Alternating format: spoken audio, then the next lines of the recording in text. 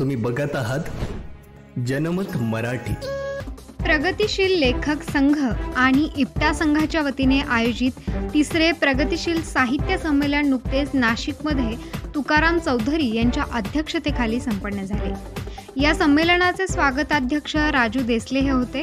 या संमेलनाचे उद्घाटन राष्ट्रीय पुरस्कार विजेते सुप्रसिद्ध तारपा वादक कलावंत विकल्या धिंडा यांच्या हस्ते झाले आहे। या संमेलनात प्रगतिशील साहित्य व साहित्यिकांची लक्षणे आणि भारतीय संविधान आणि आजची स्थिती आदी विषयांवर विविध विचारवंत व मान्यवरांच्या उपस्थितीत परिसंवादाचे आयोजन करण्यात आले होते।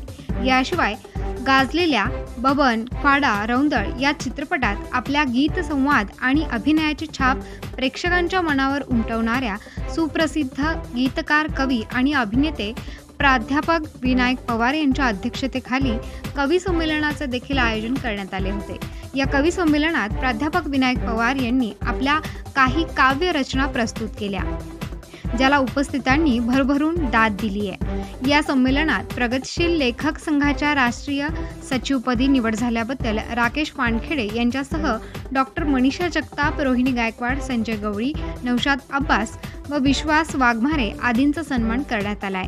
प्रमोद अहिरे, अरुण घोडेराव, प्रल्हाद पवार यांच्यासह समस्त आयोजकांनी संमेलन यशस्वीरित्या पार पाडण्यासाठी परिश्रम घेतले। राकेश वानखेडे, प्रगतिशील लेखक संघाचा महाराष्ट्र राज्याचा महासचिव। प्रगतिशील लेखक संघ ही 1936 पासून स्थापन झालेली ही संस्था। यासारखी संमेलनं घेण्याचं महत्त्वाचं मुख्य कारण असं की प्रगतिशीलता हे जे काही मूल्य आहे, हे मूल्य आहे असं लोकांना माहिती नाही आणि ते साहित्यातलं अत्यंत महत्त्वाचं मूल्य आहे, ज्याच्यापुढे सर्व प्रकारची वाङ्मय मूल्य फिकी पडावीत, जे जन आंदोलनासमोर जन लढ्यांच्या समवेत चालणारं असं हे एक मूल्य आहे आणि ज्याची नाळ स्वातंत्र्यपूर्व काळापासून जनतेशी राहिलेले, जनतेच्या सोबत चालणारा हा लेखक असतो। म्हणून आमचा प्रयत्न महाराष्ट्र राज्याच्या वतीने असा आहे की अशी संमेलनं जागोजाग व्हावीत। मोठी संमेलनं उपयोगाची नाहीत, हे आजवर आपण पाहिलेलं आहे।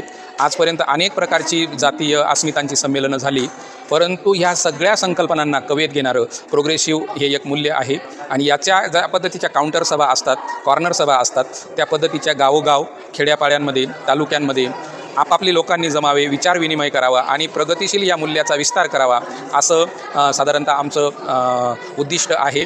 आणि आजच्या काळामध्ये अभिव्यक्तीच्या स्वातंत्र्याच्या संदर्भातला होत असलेला हमला, त्याच्यानंतर सांस्कृतिक राजकारणामध्ये करावयाचा जो सक्षम असा हस्तक्षेप असतो, या हस्तक्षेपाबाबतची आपली भूमिका निश्चित करणे, ज्या लोकांना ती भूमिका नसेल त्या लोकांना ती भूमिका देणे, त्याचबरोबर आपला एक ॲक्शन प्लॅन असावा, कारण सांस्कृतिक राजकारणाचेच पडसाद राजकीय जीवनावर होतात आणि म्हणून आपले पर्याय आपण उभे करणे, दुसऱ्या पर्यायांकडे आपल्याला वाटा मिळत नाही म्हणून सालोसाल आपण वाटा मागणे हे बंद करून आपली एक 4 लोक जमणे, आपल्या साहित्यिकांच्या साहित्यकृतींवर चर्चा करणे, आपल्या लोकांसाठी जे वास्तवाला धरून चाललेले आहेत वास्तव मांडणारी एक पिढी तयार होणं आणि ती त्या पिढीने पुढे या सूत्राचा विस्तार करणं अशी साधारणतः संकल्पना आहे। दरवर्षी होतं हे संमेलन, हे तिसरं संमेलन आहे।